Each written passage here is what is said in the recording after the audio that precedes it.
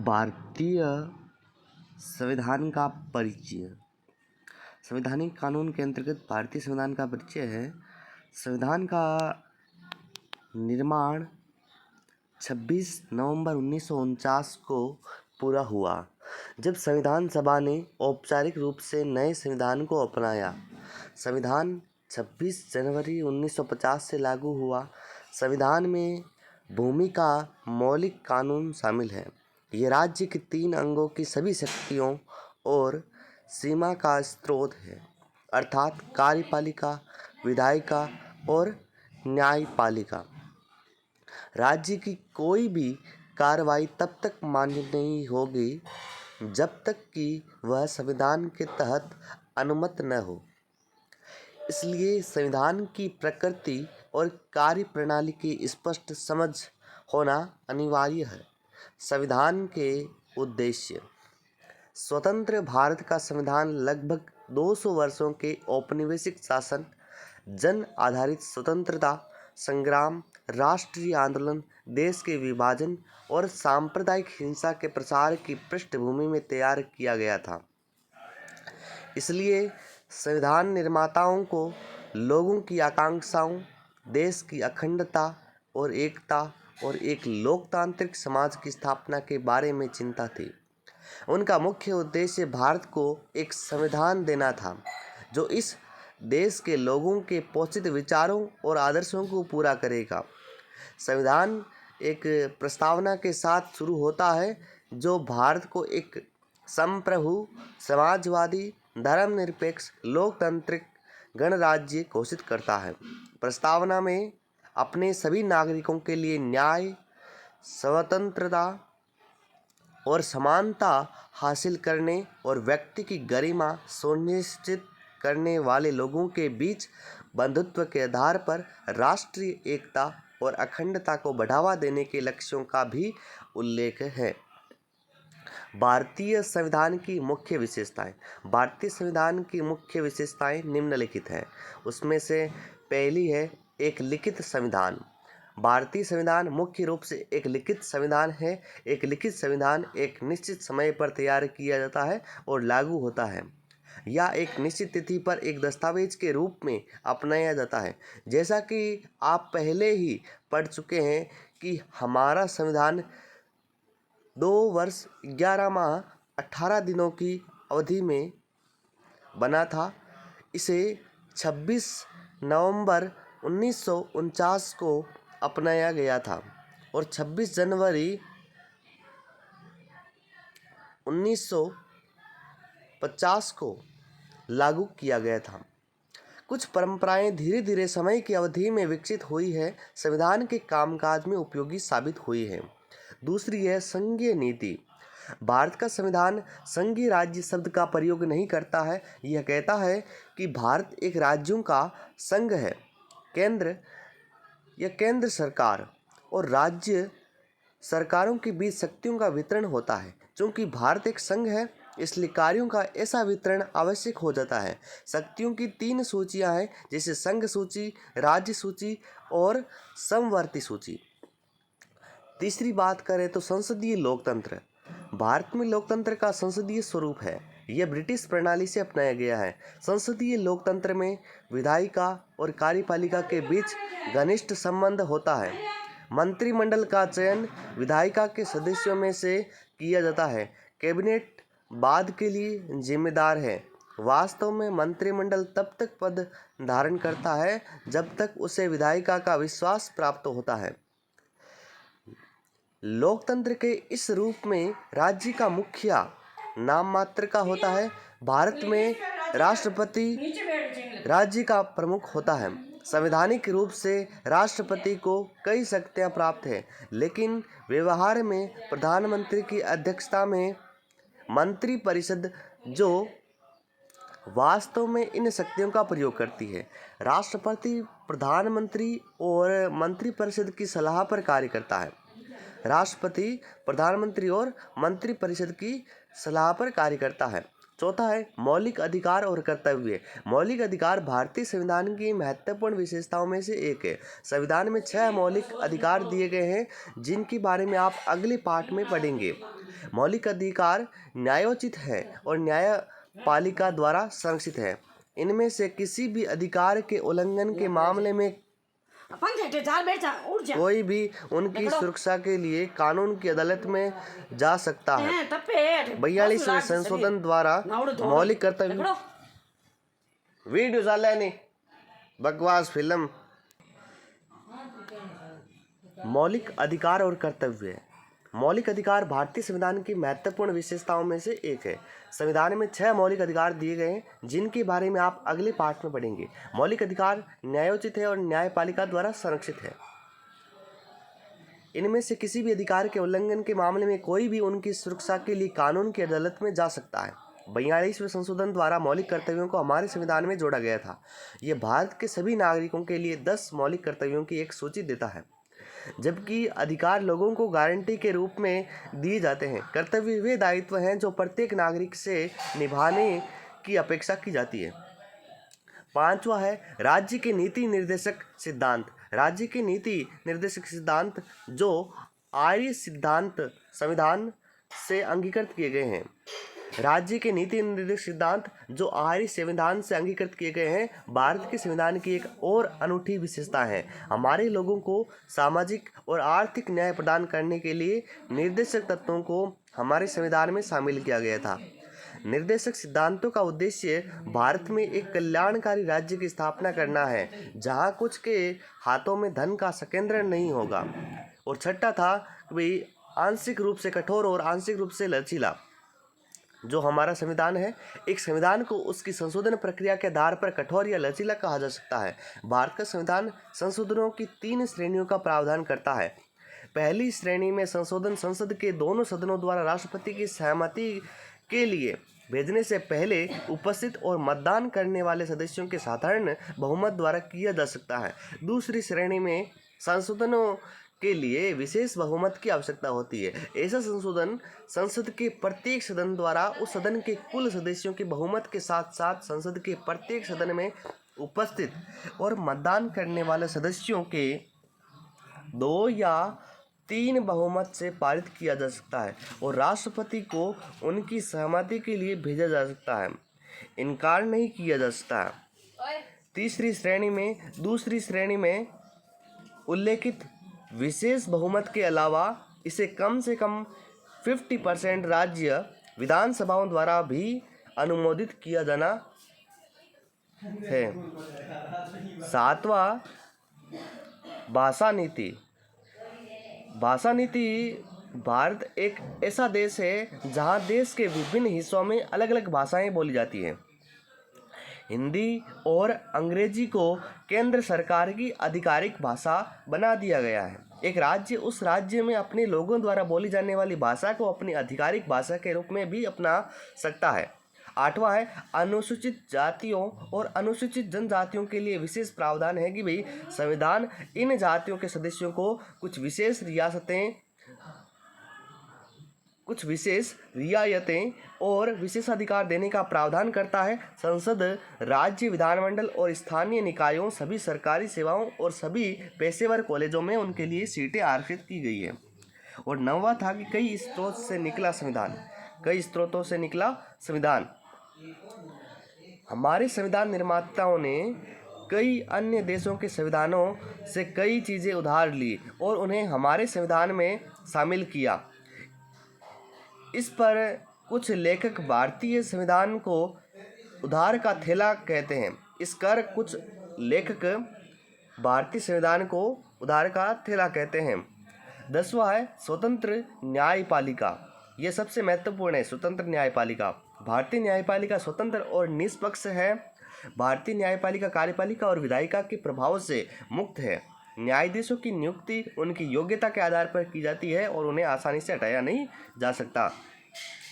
11वां है एकल नागरिकता। एकल नागरिकता का मुद्दा जब उठता है जब भारत में केवल एक ही नागरिकता है। इसका अर्थ है कि प्रत्येक भारतीय भारत का नागरिक है, चाहे उसका निवास स्थान या जन्म स्थान कुछ भी हो।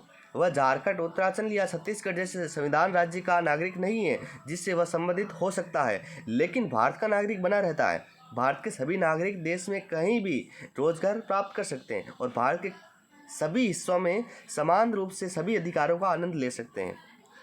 12वां है सार्वभौमिक वयस्क मताधिकार। भारतीय लोकतंत्र एक व्यक्ति एक वोट के आधार पर कार्य करता है। भारतीय लोकतंत्र किस पर आधारित कार्य करता है? एक व्यक्ति एक वोट के आधार पर कार्य करता है। जैसे कि भारत का प्रत्येक नागरिक जो 18 वर्ष या उससे अधिक आयु का है, जाति, लिंग, नस्ल, धर्म या स्थिति के बावजूद चुनाव में मतदान करने का हकदार है। भारतीय संविधान सार्वभौमिक वयस्क मताधिकार की पद्धति के माध्यम से भारत में राजनीतिक समानता स्थापित करता है। और 13वां था कि आपातकालीन प्रावधान। आपातकालीन प्रावधान संविधान निर्माताओं ने यह भी पूर्वाभास किया था कि ऐसी स्थितियां हो सकती है जब सरकार सामान्य समय की तरह नहीं चल सकती। ऐसी स्थितियों से निपटने के लिए संविधान आपातकालीन प्रावधानों का विस्तार करता है।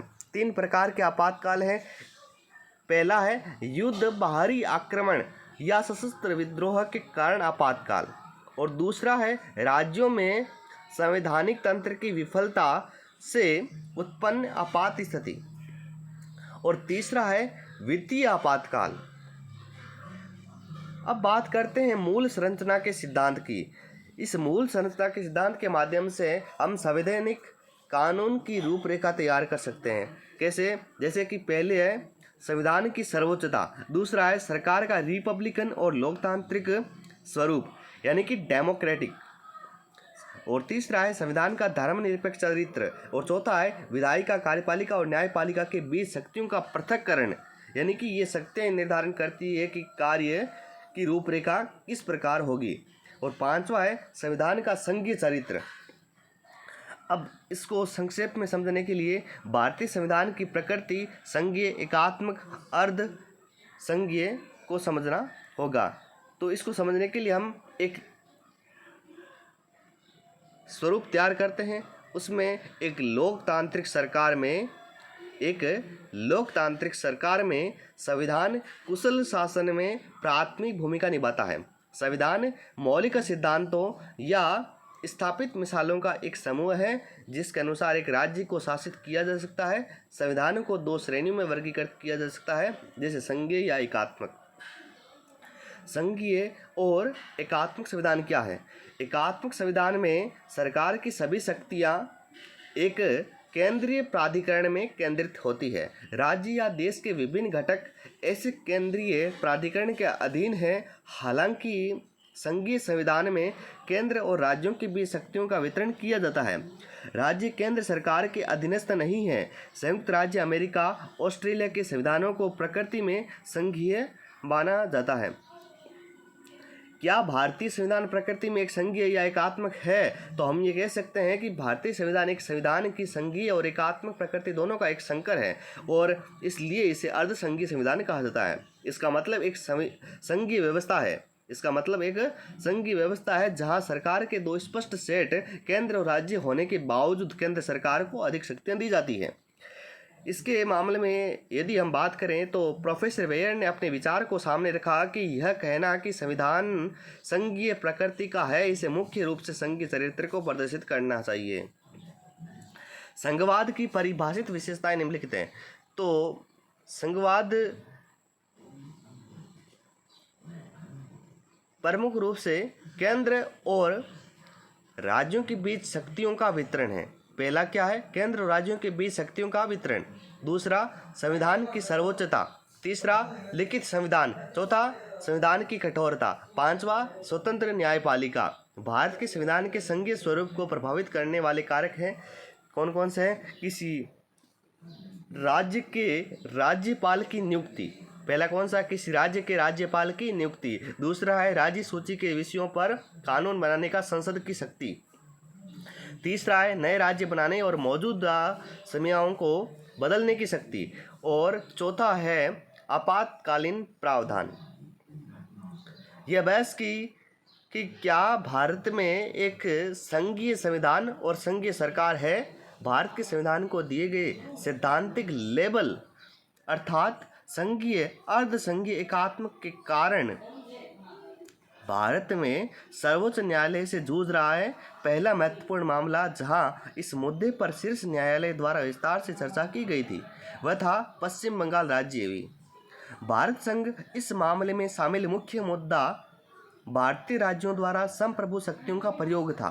राज्य में निहित या स्वामित्व वाली भूमि और अन्य संपत्तियों के संघ द्वारा अनिवार्य अधिग्रहण के लिए कानून बनाने के लिए संसद की विधायी क्षमता और अलग अलग संस्थाओं के रूप में राज्यों के संप्रभु अधिकार की जांच की गई। शीर्ष अदालत ने माना कि भारतीय संविधान पूर्ण संघवाद के सिद्धांत को प्रतिपादित नहीं करता है। यद्यपि प्राधिकरण का विकेंद्रीकरण किया गया था, यह मुख्य रूप से बड़े क्षेत्र पर शासन करने के कठिन कार्य के कारण था। अदालत ने उन विशेषताओं को रेखांकित किया जो इस तथ्य को उजागर करती है कि भारतीय संविधान पारंपरिक संघीय संविधान नहीं है। अदालत ने क्या कहा था? अदालत ने उन विशेषताओं को रेखांकित किया जो इस तथ्य को उजागर करती है कि भारतीय संविधान पारंपरिक संघीय संविधान नहीं है। इस प्रकार यह कहा जा सकता है कि भारतीय संविधान मुख्य रूप से प्रकृति में संघीय है, भले ही इसकी अनूठी विशेषताएं हैं जो इसे आवश्यकता के समय एकात्मक विशेषताओं को ग्रहण करने में सक्षम बनाती है। संघवाद के सिद्धांत।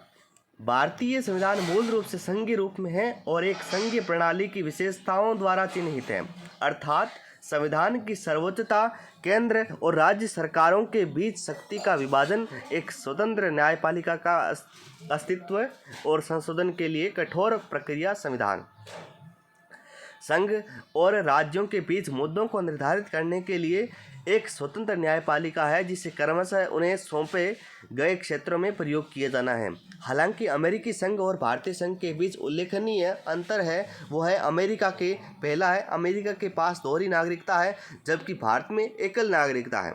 अमेरिका के पास दोहरी नागरिकता है जबकि भारत में एकल नागरिकता, ये पहला मुद्दा है। और दूसरा मुद्दा था कि भाई अमेरिका में राज्यों को अपना संविधान बनाने का अधिकार है जबकि भारत में राज्यों को ऐसी कोई शक्ति नहीं दी जाती है।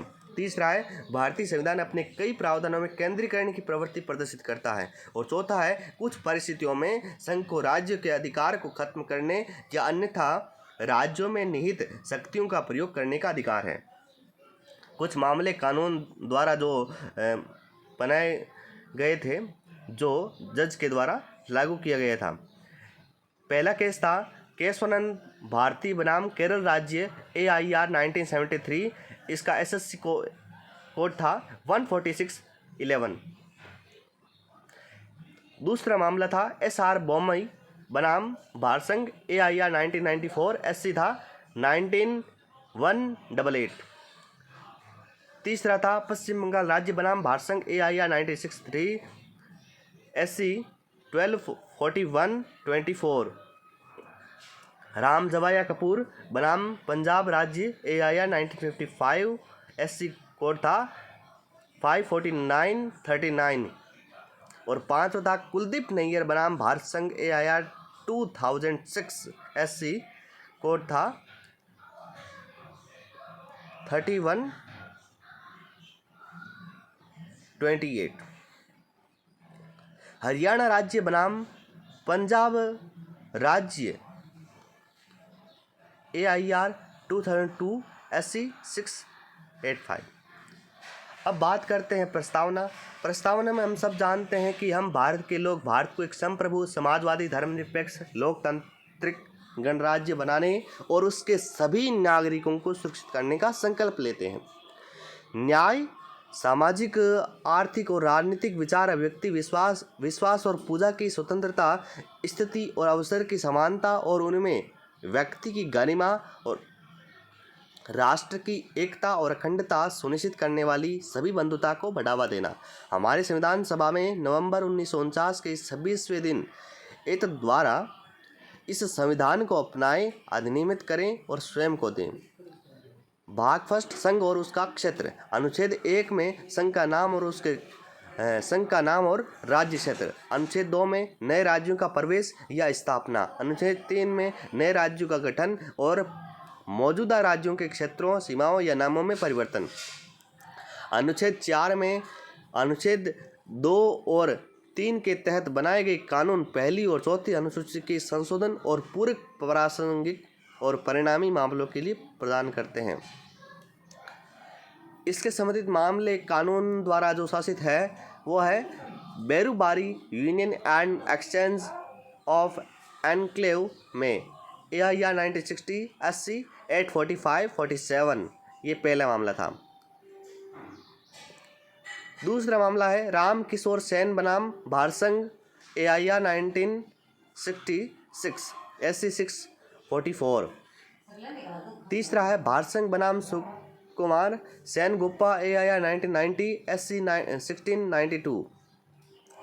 चौथा मामला है N मस्तान साहिब बनाम मुख्य आयुक्त पांडिचेरी AIR 1962 SC 797। पांचवा है RC पोडियाल बनाम भारसंघ AIR 1993 SC 218-4। छठा मामला है बाबूलाल पराटे बनाम बॉम्बे राज्य AIR 1960 SC 51। भाग सेकंड, पहला भाग है जो संघ और उसका क्षेत्र को प्रदर्शित करता है। दूसरा भाग नागरिकता को प्रदर्शित करता है और उसमें अनुच्छेद 5 से लेकर अनुच्छेद 11 तक को समझाया गया। अनुच्छेद 5 में संविधान के प्रारंभ में नागरिकता। अनुच्छेद 6 में पाकिस्तान से भारत में प्रवास करने वाले कुछ व्यक्तियों के नागरिकता के अधिकार। अगला बात करें तो जन्म से नागरिकता। अनुच्छेद 7 पाकिस्तान में कुछ प्रवासियों के नागरिकता के अधिकार, राइट। प्रवासी नागरिकों के अधिकार। अनुच्छेद 8 भारत के बाहर रहने वाले भारतीय मूल के कुछ व्यक्तियों के नागरिकता के अधिकार। अनुच्छेद 9 स्वेच्छा से किसी विदेश राज्य के नागरिकता प्राप्त करने वाले व्यक्तियों का नागरिकता नहीं होना। अनुच्छेद 10 में नागरिकता के अधिकारों की निरंतरता। अनुच्छेद 11 संसद कानून द्वारा नागरिकता के अधिकार को विनियमित करने के लिए राष्ट्रमंडल नागरिकता। प्रत्येक व्यक्ति जो पहली अनुसूची में निर्दिष्ट राष्ट्रमंडल देश का नागरिक है, उस नागरिकता के आधार पर भारत में एक राष्ट्रमंडल नागरिक का दर्जा प्राप्त करेगा। निगम नागरिकता है या नहीं। अनुच्छेद 19 के तहत स्वतंत्रता नागरिकों तक सीमित है और यदि इसका शाब्दिक रूप से निर्माण किया जाता है तो ये स्वतंत्रता निगमों के लिए उपलब्ध नहीं होगी, क्योंकि निगमों को नागरिकता रखने या रखने की बात नहीं की जा सकती है, लेकिन यह माना गया है कि शेयर धारक अपने मौलिक अधिकारों के उल्लंघन के आधार पर कानून की वैधता को चुनौती दे सकते हैं और कंपनी को उचित दलील के साथ ऐसी कार्यवाही में शामिल किया जा सकता है। इस बिंदु से संबंधित निर्णय निम्नलिखित है। एक कंपनी नागरिक नहीं है और अनुच्छेद 19(1)(g) को लागू नहीं कर सकती है। केस कानून। टाटा फर्स्ट है Tata engineering and locomotive company limited बनाम बिहार राज्य AIR 1965 SC 4048। दूसरा मामला है Bennett Coleman and company limited बनाम भारत संघ AIR 1973 SC 106 1972-2 SC 788 1973-1 SCJ 177। तीसरा है DC और GM बनाम भारसंघ AIR 1983 SC 1937। अब बात करते हैं अधिवास की। अधिवास का अर्थ होता है कि वह देश जिसे कोई व्यक्ति अपना स्थायी घर मानता है या रहता है और उसके साथ पर्याप्त संबंध रखता है। जिस राज्य में व्यक्ति अस्थायी रूप से रह रहा है उसकी तुलना में जिस राज्य में उसका स्थायी निवास है या वह अपना निवास बनाना चाहता है। अधिवास के प्रकार है, पहला है मूल निवास, दूसरा है पसंद का अधिवास, तीसरा है कानून के संचालन द्वारा अधिवास। डोमिसाइल बनाने वाले तत्व। डोमिसाइल इरादे घर के स्थान पर जहां एक व्यक्ति नियमित रूप से सोता है और कुछ आचरण पर निर्भर करता है। एक अधिवास। भारतीय संविधान के तहत केवल एक अधिवास है, अर्थात देश का अधिवास और राज्य के लिए कोई अलग अधिवास नहीं है। निर्णय विधि।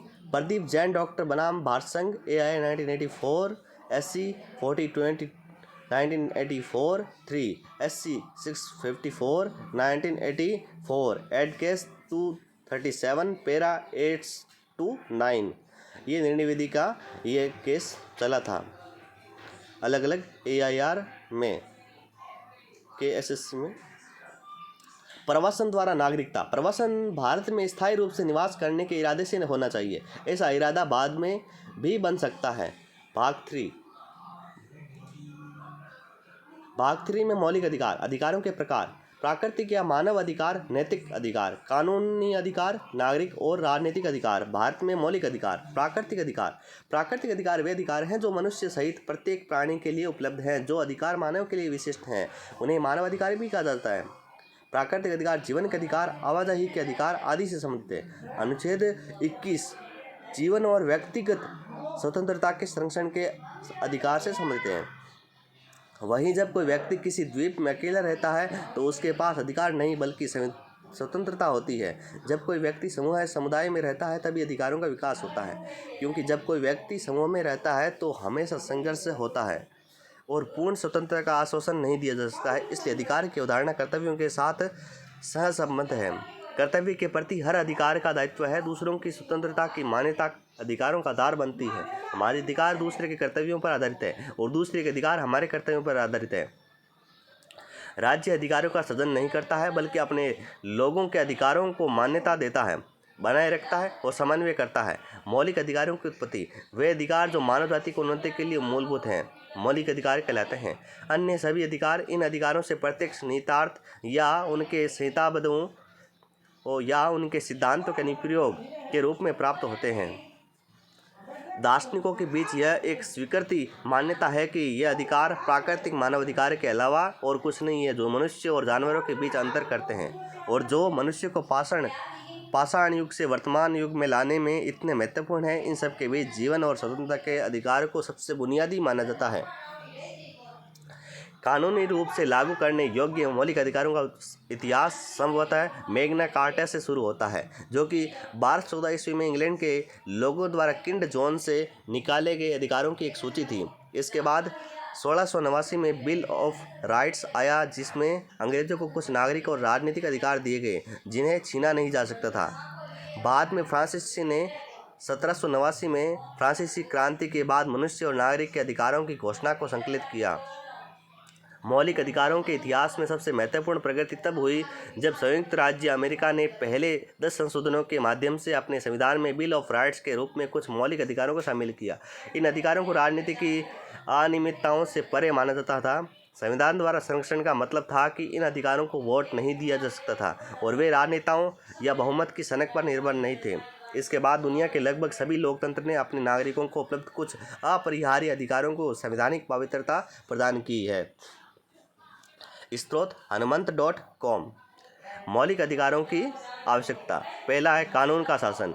ये अधिकार नागरिकों को सरकार के खिलाफ सुरक्षा प्रदान करते हैं और कानून के शासन के लिए आवश्यक हैं, न कि सरकार या व्यक्ति के लिए। चूँकि संविधान द्वारा स्पष्ट रूप से लोगों को दिया गया है, इसलिए इन अधिकारों को प्राधिकरण द्वारा उल्लंघन नहीं किया जा सकता है। सरकार पूरी तरह से अदालतों के प्रति जवाबदेह है और इन अधिकारों को बनाए रखने के लिए पूरी तरह से आवश्यक है। दूसरा है स्वतंत्रता संग्राम का पहला फल।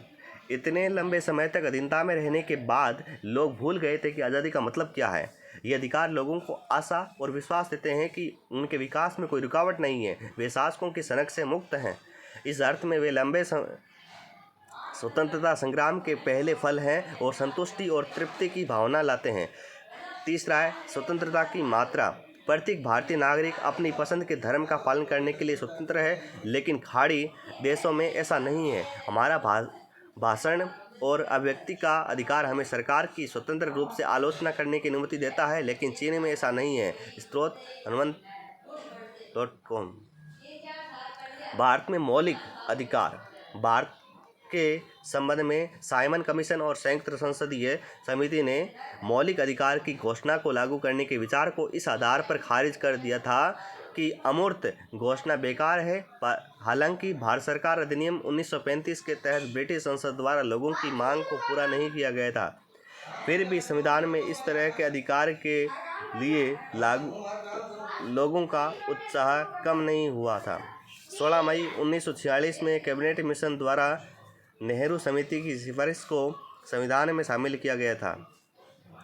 भाग 3 इसमें मौलिक अधिकारों के बारे में बात करता है, जैसे समानता का अधिकार अनुच्छेद 14 से 18 तक, स्वतंत्रता का अधिकार अनुच्छेद 19 से 22 तक, शोषण के विरुद्ध अधिकार अनुच्छेद 23 से 24 तक, धर्म की स्वतंत्रता का अधिकार अनुच्छेद 25 से 28 तक, सांस्कृतिक और शैक्षिक अधिकार अनुच्छेद 29 से 30 तक, संविधान का अधिकार ये अधिकार है 1932, कला 19(1) ए से 19(1) जी और कला 19(2) अधिकारों पर उचित प्रतिबंध लगाता है। हमारे अधिकार पूर्ण अधिकार नहीं है। राज्य की परिभाषा। संविधान का अनुच्छेद 12 राज्यों को निम्नानुसार परिभाषित करता है। इस भाग में जब तक कि संदर्भ से अन्यथा अपेक्षित न हो, राज्य में भारत की सरकार और संसद और प्रत्येक राज्य की सरकार और विधायिका और भारत के क्षेत्र के भीतर या भारत के नियंत्रण में सभी स्थानीय या अन्य प्राधिकरण शामिल है। भारत सरकार। शब्द राज्य की परिभाषा भारत के क्षेत्र के भीतर या बाहर काम करने वाले अधिकारियों और उपकरणों को निर्दिष्ट करती है, जिन्हें संविधान के भाग 3 के उद्देश्य के लिए राज्य माना जाएगा। परिभाषा समावेशी है और संपूर्ण नहीं है, इसलिए इसमें निर्दिष्ट नहीं किए गए प्राधिकरण और उपकरण भी इसके भीतर आ सकते हैं, यदि वे अन्यथा इस लेख में परिभाषित राज्य की विशेषताओं को संतुष्ट करते हैं। स्थानीय अधिकारी। कानूनी शिकायत रखने वाला एक स्थानीय प्राधिकरण एक रीट निकालने में सक्षम हो सकता है। इस प्रकार एक स्थानीय प्राधिकरण एक उपभोक्ता को बिजली की आपूर्ति करने के लिए अपने वैधानिक दायित्वों को पूरा करने में विफलता के लिए एक सार्वजनिक उपयोगिता चिंता के खिलाफ एक स्थानीय प्राधिकरण की याचिका पर एक रीट जारी की गई थी। निर्णय विधि। नागपुर शहर का निगम बनाम NEL and power company AI 1958 Bom 498। अन्य प्राधिकरण। श्री न्यायमूर्ति भगवती ने यह निर्धारित करने के लिए निम्नलिखित परीक्षण दिए हैं कि क्या कोई संस्था राज्य की एक साधन या एजेंसी है। तो पहली है कि निगम की शेयर पूंजी सरकार के पास है। दूसरी है जहां राज्य की वित्तीय सहायता इतनी हो कि निगम के लगभग पूरे खर्च को पूरा कर सके। तीसरी है एक निगम की राज्य संरक्षित एकाधिकार स्थिति। चौथी है गहरे और व्यापक राज्य नियंत्रण का अस्तित्व है। पांचवी है यदि सार्वजनिक महत्व के निगमों के कार्य और सरकारी कार्यों से निकटता से संबंधित हैं। अनुच्छेद 13। अनुच्छेद 13 में मौलिक अधिकारों से असंगत या उनका अपमान करने वाले कानून। केस कानून। पहला है AK गोपालन बनाम मद्रास राज्य 1951 ने सर्वसम्मत निर्णय से घोषित किया कि अधिनियम की धारा 14 अमान्य है और इस प्रकार संविधान के प्रावधानों के प्रतिकूल किसी भी संसदीय अधिनियम को शून्य घोषित करने की अपनी क्षमता को प्रकट करता है। दूसरा है मिनर्वा मिल्स मामला 1970।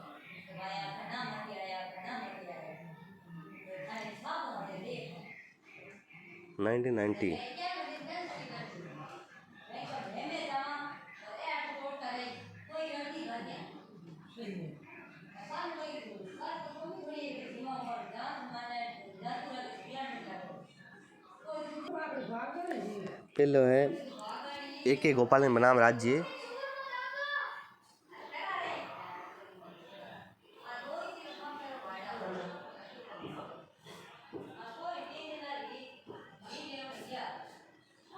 दूसरा है मिनर्वा मिल्स मामला 1990। सुप्रीम कोर्ट ने 42वें संशोधन अधिनियम की धारा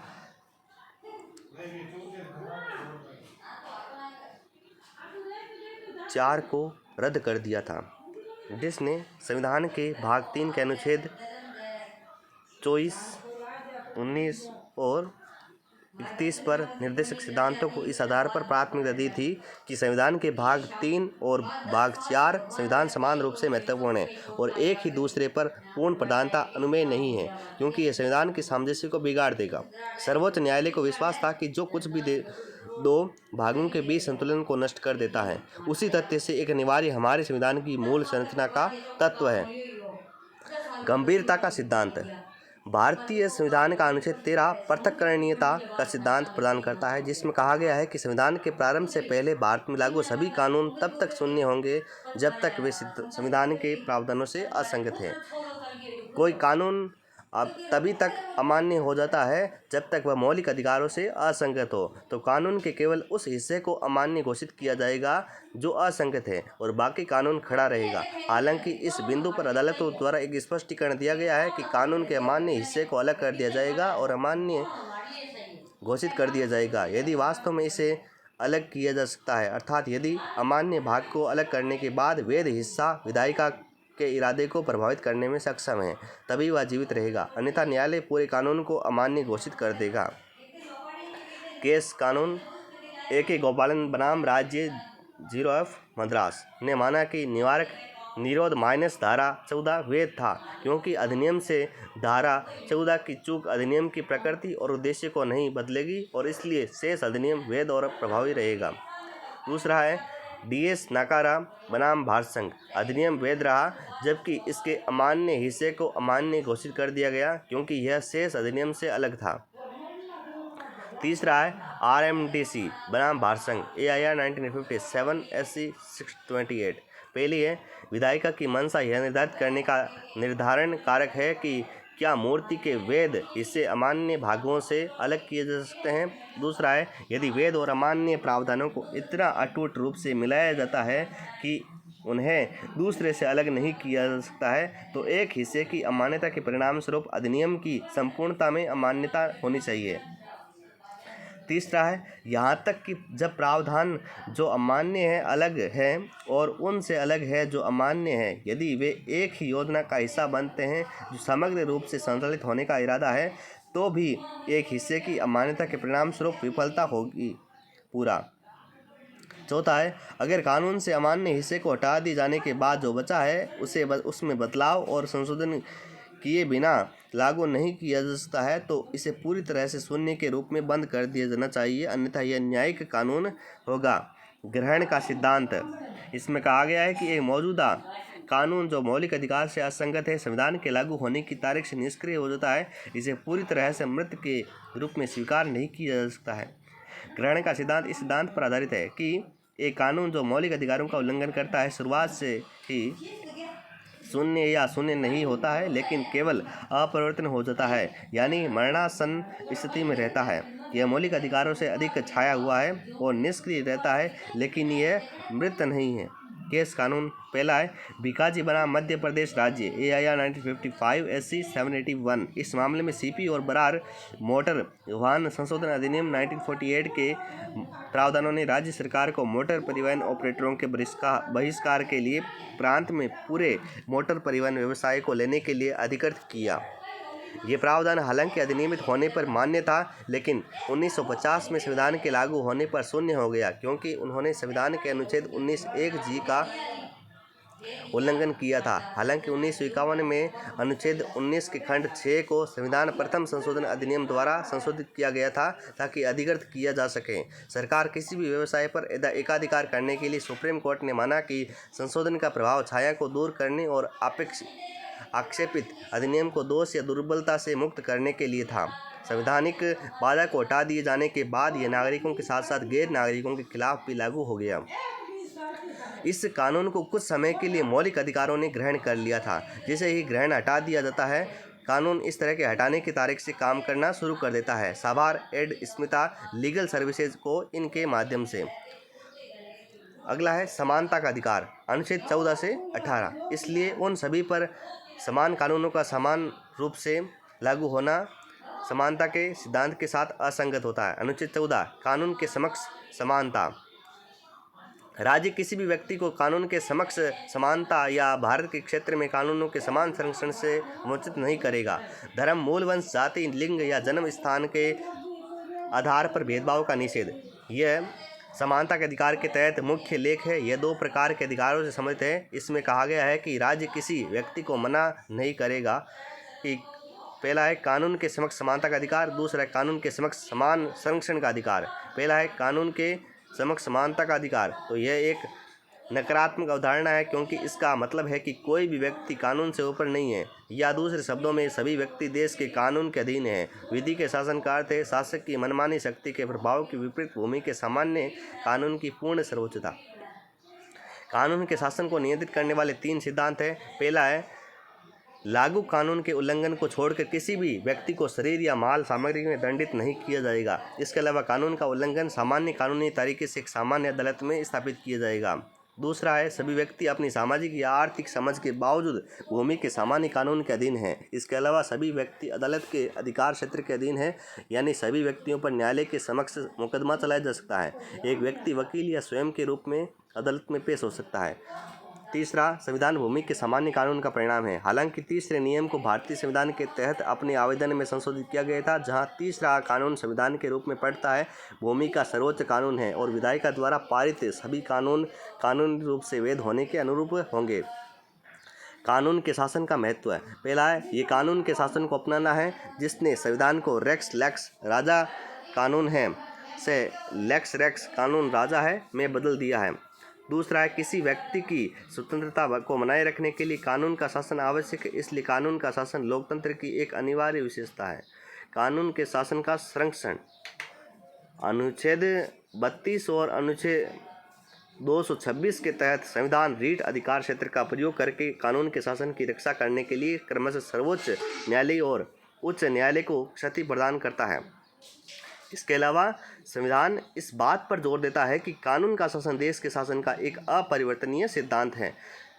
ये केरल के केशवानंदा भारतीय बनाम राज्य में 1973 मामला, जो कि सुप्रीम कोर्ट ने यह कहा कि कानून के शासन संविधान के बुनियादी ढांचे का एक हिस्सा है और नष्ट नहीं किया जा सकता है। कानून के शासन के अपवाद, पहला है अनुच्छेद 361, राष्ट्रपति या राज्य का राज्यपाल अपने कार्यकारी कार्यों के प्रयोग के संबंध में कानून की अदालत के प्रति जवाबदेह नहीं है। दूसरा है, राज्य के राष्ट्रपति और राज्यपाल के कार्यकाल के दौरान उनके खिलाफ कोई भी आपराधिक कार्यवाही नहीं की जा सकती है। उसके खिलाफ कार्यवाही जारी रखने के लिए उसे पहले महाभियोग हटाया जाना चाहिए। तीसरा है, राष्ट्रपति और राज्यपाल को दिए गए 2 महीने के नोटिस के तहत समाप्त होने के अलावा कोई भी सिविल कार्यवाही जिसमें राहत का दावा किया जाता है, राष्ट्रपति राज्य के राज्यपाल के खिलाफ अदालत में स्थापित नहीं किया जा सकता है। चौथा है, अंतर्राष्ट्रीय कानूनों के अनुसार स्थानीय अदालत के अधिकार क्षेत्र में आने वाला विषय। दूसरा है, कानून के समक्ष समान सुरक्षा। पहला है, इसकी उत्पत्ति संयुक्त राज्य अमेरिका में एक अवधारणा के रूप में हुई थी। दूसरा है, यह एक सकारात्मक अवधारणा है। तीसरा है, इसका अर्थ है कि समान परिस्थितियों में उपचार की समानता, समान के बीच कानून समान और समान रूप से प्रशासित होगा, समान के साथ समान व्यवहार किया जाना चाहिए, समान परिस्थितियों में रखे गए सभी व्यक्तियों के साथ समान व्यवहार किया जाएगा, इसलिए यह समानों के बीच समानता सुनिश्चित करता है। इसका अर्थ समानों के बीच असमानता नहीं है। चौथा है, यह राज्य को व्यक्तियों को उचित आधार पर समान समूहों में वर्गीकृत करने की अनुमति देता है। एक बार ऐसा वर्गीकरण हो जाने के बाद कानून एक समूह के सभी लोगों पर समान रूप से लागू होगा। तब समूह के भीतर किसी भी व्यक्ति के साथ अलग व्यवहार नहीं किया जाएगा। हालांकि राज्य समूहों के बीच लोगों में भेदभाव करने के लिए स्वतंत्र है। चौथा है, कानून के समक्ष समान संरक्षण की अवधारणा को राज्य की ओर से सकारात्मक भेदभाव भी कहा जाता है और इसके तहत आरक्षण की नीति कानूनी रूप से उचित है। छठा है, यह अवधारणा अरिस्टोटेलियन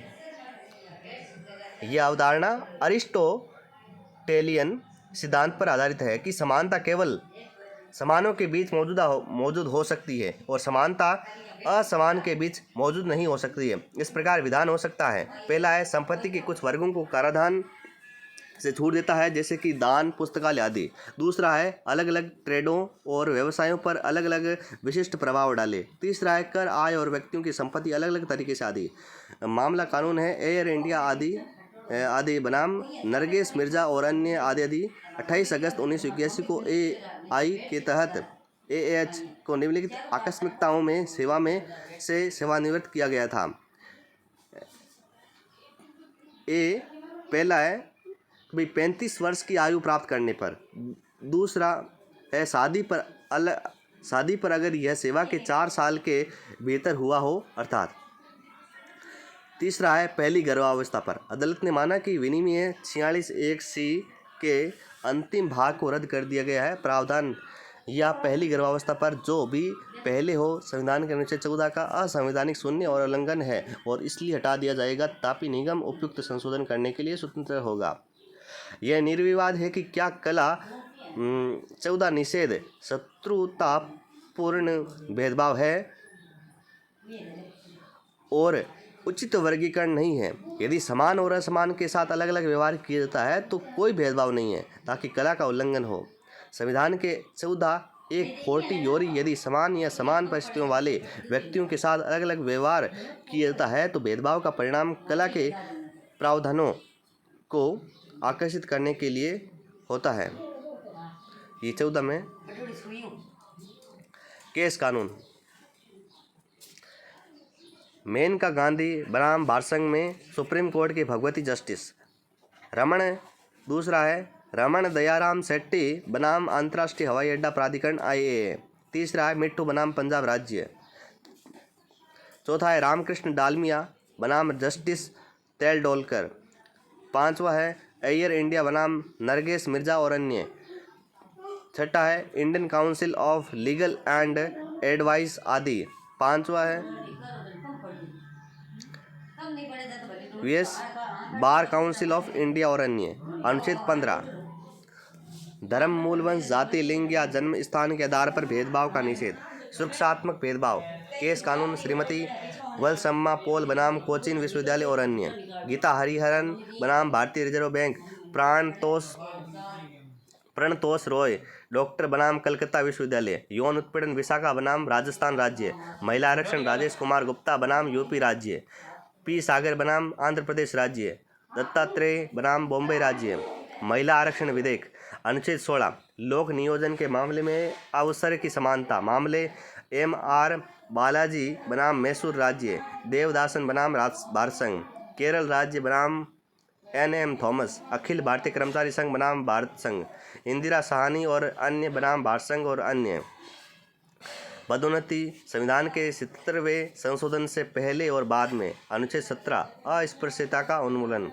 अस्पृश्यता को समाप्त कर दिया गया है और किसी भी रूप में इसका अभ्यास निषिद्ध है। अस्पृश्यता से उत्पन्न होने वाली किसी भी अक्षमता को लागू करना कानून के अनुसार दंडनीय अपराध होगा। जातिवाद बहुत बड़ा दुश्मन है। जातिवाद प्राचीन भारत में मनुस्मृति पर स्थापित है। कई अधिनियम जैसे अनुसूचित जाति और अनुसूचित जनजाति अत्याचार निवारण अधिनियम 1989, नागरिक अधिकार संरक्षण अधिनियम 1955 और अगला है सजा पनिशमेंट दंड। अनुच्छेद 18 उपाधियों का उन्मूलन। राज्य द्वारा कोई उपाधि सैन्य या शैक्षणिक विशिष्टता नहीं होने के कारण प्रदान नहीं की जाएगी।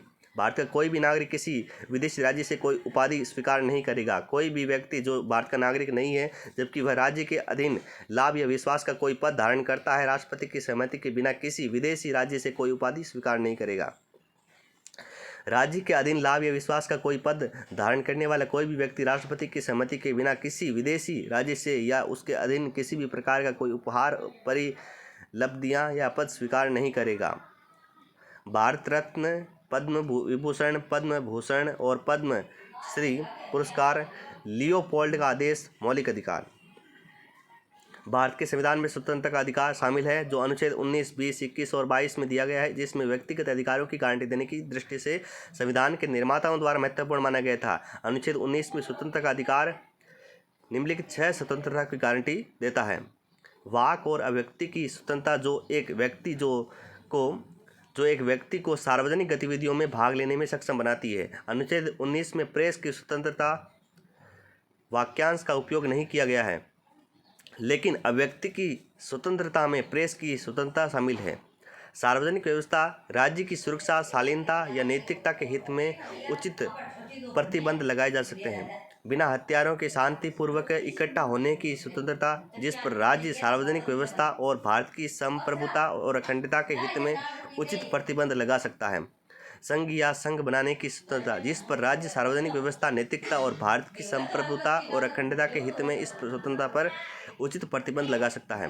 भारत के पूरे क्षेत्र में स्वतंत्र रूप से घूमने की स्वतंत्रता। हालांकि आम जनता के हित में इस अधिकार पर उचित प्रतिबंध लगाए जा सकते हैं। उदाहरण के लिए आंदोलन और यात्रा पर प्रतिबंध लगाया जा सकता है ताकि महामारी को नियंत्रित किया जा सके। भारत के क्षेत्र के किसी भी हिस्से में निवास करने और बसने की स्वतंत्रता जो आम जनता के हित में या अनुसूचित जनजातियों की सुरक्षा के लिए राज्य द्वारा उचित प्रतिबंधों के अधीन है, क्योंकि यहाँ कुछ सुरक्षा उपायों की परिकल्पना की गई है जो उचित प्रतीत होते हैं। स्वदेशी और आदिवासी लोगों को शोषण और जबरदस्ती से बचाना। अनुच्छेद 370 अन्य भारतीय राज्यों के नागरिकों और अन्य राज्यों के पुरुषों से शादी करने वाली कश्मीरी महिलाओं को जम्मू और कश्मीर में जमीन या संपत्ति खरीदने से प्रतिबंधित करता है। किसी भी पेशे का अभ्यास करने या किसी भी व्यवसाय, व्यापार या व्यवसाय को करने की स्वतंत्रता जिस पर राज्य आम जनता के हित में उचित प्रतिबंध लगा सकता है। इस प्रकार खतरनाक या अनैतिक व्यवसाय करने का कोई अधिकार नहीं है। इसके अलावा किसी भी पेशे का अभ्यास करने या किसी भी व्यापार को करने के लिए पेशेवर या तकनीकी योग्यता निर्धारित की जा सकती है। संविधान जीवन और व्यक्तिगत स्वतंत्रता के अधिकार की गारंटी देता है, जो बदले में उन विशिष्ट प्रावधानों को हवाला देता है जिनमें इन अधिकारों को लागू किया जाता है। जीवन और व्यक्तिगत स्वतंत्रता के अधिकार में अपराधों के लिए दोष सिद्धि के संबंध में सुरक्षा की गारंटी है। 19वां अभिव्यक्ति की स्वतंत्रता आदि के संबंध में कुछ अधिकारों का संरक्षण। पहला है सभी नागरिकों का अधिकार होगा। इसमें पहला है भाषण और अभिव्यक्ति की स्वतंत्रता के लिए। दूसरा है शांतिपूर्वक और बिना हथियारों के इकट्ठा होना। तीसरा है संघ या संघ बनाने के लिए। चौथा है भारत के पूरे क्षेत्र में स्वतंत्र रूप से घूमने के लिए। पांचवा है भारत के राज्य क्षेत्र के किसी भी हिस्से में रहने और बसने के लिए। छठा है छोड़ा गया। सातवां है किसी पेशे का अभ्यास करने के लिए या कोई व्यवसाय, व्यापार या व्यवसाय के लिए। दूसरा है खंड 1 के उपखंड ए में कुछ भी किसी मौजूदा कानून के संचालन को प्रभावित नहीं करेगा या राज्य को कोई कानून बनाने से नहीं रोकेगा जहां तक कि ऐसा कानून द्वारा प्रदत्त अधिकार के प्रयोग पर उचित प्रतिबंध लगाता है। भारत की संप्रभुता और अखंडता, राज्य की सुरक्षा, विदेशी राज्यों के साथ मैत्रीपूर्ण संबंध, सार्वजनिक व्यवस्था, शालीनता या नैतिकता के हित में या अदालत की अवमानना, मानहानि या अपराध के लिए उकसाने के संबंध में उक्त खंड के उपखंड बी में कुछ भी किसी भी मौजूदा कानून के संचालन को प्रभावित नहीं करेगा जहां तक वह भारत की संप्रभुता और अखंडता के हित में लागू करता है। यह राज्य को कोई कानून लागू करने से रोकता है या सार्वजनिक आदेश उक्त उपखंड द्वारा प्रदत्त अधिकार के प्रयोग पर उचित प्रतिबंध। चौथा है उक्त खंड के उपखंड सी में कुछ भी किसी भी मौजूदा कानून के संचालन को प्रभावित नहीं करेगा जहां तक वह भारत की संप्रभुता और अखंडता के हित में यह राज्य को कोई कानून लागू करने से रोकता है। सार्वजनिक आदेश या नैतिकता उक्त उपखंड द्वारा प्रदत्त अधिकार के प्रयोग पर उचित प्रतिबंध। पांचवा है उक्त खंड के उपखंड डी और ई में कुछ भी किसी भी मौजूदा कानून के संचालन को प्रभावित नहीं करेगा जहां तक ये लागू करता है। ये राज्य को किसी भी कानून को लागू करने से रोकता है। किसी के प्रयोग पर उचित प्रतिबंध उक्त उपखंडों द्वारा या तो आम जनता के हित में या किसी अनुसूचित जनजाति के हितों की सुरक्षा के लिए प्रदत्त अधिकारों का। छठा है उक्त खंड के उपखंड जी में कुछ भी किसी भी मौजूदा कानून के संचालन को प्रभावित नहीं करेगा या राज्य को आम जनता के हित में किसी भी कानून को लागू करने से रोकने के लिए उचित प्रतिबंध नहीं लगाएगा। उक्त उपखंड द्वारा प्रदत्त अधिकार का प्रयोग और विशेष रूप से उक्त उपखंड में कुछ भी किसी भी मौजूदा कानून के संचालन को प्रभावित नहीं करेगा जहां तक यह संबंधित है या राज्य को संबंधित कोई कानून बनाने से रोकता है। पहला है किसी भी पेशे का अभ्यास करने या किसी व्यवसाय, व्यापार या व्यवसाय को चलाने के लिए आवश्यक पेशेवर या तकनीकी योग्यताएं। या दूसरा है किसी भी व्यापार, व्यवसाय, उद्योग या सेवा के राज्य द्वारा ये राज्य के स्वामित्व या नियंत्रण वाले निगम द्वारा चाहे वह नागरिकों के पूर्ण या आंशिक बहिष्कार के लिए हो या अन्यथा। मेनका गांधी बनाम भारत संघ। 20वां अपराधों के लिए दोष सिद्धि के संबंध में संरक्षण। किसी भी व्यक्ति को अपराध के रूप में आरोपित अधिनियम के कमीशन के समय लागू कानून के उल्लंघन के अलावा किसी भी अपराध के लिए दोष नहीं ठहराया जाएगा और न ही उसके अधिक दंड के अधीन किया जाएगा और कानून के तहत लगाया जा सकता है। अपराध की कमीशन के समय लागू फोर्स। दूसरा है, किसी भी व्यक्ति को एक ही अपराध के लिए एक से अधिक बार अभियोजित और दंडित नहीं किया जाएगा। तीसरा है, किसी भी अपराध के आरोपी व्यक्ति को अपने खिलाफ गवाह बनने के लिए मजबूर नहीं किया जाएगा। अनुच्छेद 20 के अनुसार किसी को भी सज़ा नहीं दी जा सकती जो उस समय देश के कानून द्वारा निर्धारित सज़ा से अधिक है। ये कानूनी स्वयं सिद्ध इस सिद्धांत पर आधारित है कि किसी भी आपराधिक कानून को पूर्वव्यापी नहीं बनाया जा सकता है, अर्थात किसी अधिनियम को अपराध बनने के लिए आवश्यक शर्त यह है कि इसे करने के समय कानूनी रूप से अपराध होना चाहिए था। इसके अलावा किसी भी अपराध के आरोपी व्यक्ति को अपने खिलाफ गवाह बनने के लिए बाध्य नहीं किया जाएगा। इस लेख में मजबूरी का अर्थ है जिसे कानून में दबाव कहा जाता है। चोट, पिटाई या किसी व्यक्ति को ऐसा कुछ करने के लिए गैर कानूनी कारावास जो वह नहीं करना चाहता। इस लेख को आत्म अपराध के खिलाफ एक सुरक्षा कवच के रूप में जाना जाता है। इस लेख में निहित दूसरे सिद्धांत को दोहरे खतरे के सिद्धांत के रूप में जाना जाता है, अर्थात किसी भी व्यक्ति को एक ही अपराध के लिए 2 बार दोषी नहीं ठहराया जाता है, 2 बार दोषी नहीं ठहराया जा सकता है, जो एंग्लो सैक्सन कानून से लिया गया है। यह सिद्धांत सबसे पहले मैग्ना कार्टा में स्थापित किया गया था। 21वां है, जीवन और व्यक्तिगत स्वतंत्रता की सुरक्षा। कानून द्वारा स्थापित प्रक्रिया के अनुसार किसी भी व्यक्ति को उसके जीवन या व्यक्तिगत स्वतंत्रता से वंचित नहीं किया जाएगा। जीवन और व्यक्तिगत स्वतंत्रता की सुरक्षा को जीवन के अधिकार और व्यक्तिगत स्वतंत्रता के तहत भी कहा गया है। अनुच्छेद 21 घोषित करता है कि कानून के अलावा किसी भी नागरिक को उसके जीवन और स्वतंत्रता से वंचित नहीं किया जा सकता है। इसका मतलब यह है कि किसी व्यक्ति के जीवन और व्यक्तिगत स्वतंत्रता पर तभी विवाद हो सकता है जब उस व्यक्ति ने कोई अपराध किया हो। हालांकि जीवन के अधिकार में मरने का अधिकार शामिल नहीं है और इसलिए आत्महत्या या उसका प्रयास एक अपराध है। आत्महत्या के प्रयास को अपराध के रूप में व्याख्यायित करने पर कई बहसें हुई है। भारत के सर्वोच्च न्यायालय ने 1994 में एक ऐतिहासिक निर्णय दिया। अदालत ने भारतीय दंड संहिता की धारा 309 को निरस्त कर दिया, जिसके तहत आत्महत्या का प्रयास करने वाले लोगों को अभियोजन और जेल की सज़ा का सामना करना पड़ सकता है। एक साल 1996 में हालांकि सुप्रीम कोर्ट के एक और फैसले ने पहले वाले को रद्द कर दिया। व्यक्तिगत स्वतंत्रता में वे सभी स्वतंत्रताएं शामिल हैं जो अनुच्छेद 19 और अर्थात 6 स्वतंत्रता में शामिल नहीं है। विदेश यात्रा का अधिकार भी अनुच्छेद 21 में व्यक्तिगत स्वतंत्रता के अंतर्गत आता है। 2002 में 86वें संशोधन अधिनियम के माध्यम से अनुच्छेद 21A को शामिल किया गया था। इसने प्राथमिक शिक्षा के अधिकार को स्वतंत्रता के अधिकार का हिस्सा बनाते हुए कहा कि राज्य 6 से 14 वर्ष की आयु के बच्चों को मुफ्त और अनिवार्य शिक्षा प्रदान करेगा। भारतीय संविधान में संशोधन के 6 साल बाद केंद्रीय कैबिनेट ने 2008 में शिक्षा का अधिकार विधेयक को मंजूरी दे दी। अब इसे जल्द ही जल्द संसद में मंजूरी के लिए पेश किया जाएगा, इससे पहले कि यह हर बच्चे को मुफ्त और अनिवार्य शिक्षा प्राप्त करने का मौलिक अधिकार बनाता है। संविधान भी इन अधिकारों पर प्रतिबंध लगाता है। सरकार इन स्वतंत्रताओं को भारत की स्वतंत्रता, संप्रभुता और अखंडता के हित में प्रतिबंधित करती है। नैतिकता और सार्वजनिक व्यवस्था के हित में सरकार प्रतिबंध भी लगा सकती है। हालांकि जीवन और व्यक्तिगत स्वतंत्रता के अधिकार को निलंबित नहीं किया जा सकता है। आपातकाल की स्थिति के दौरान 6 स्वतंत्रताएं भी स्वतः निलंबित हो जाती है या उन पर प्रतिबंध लगा दिया जाता है।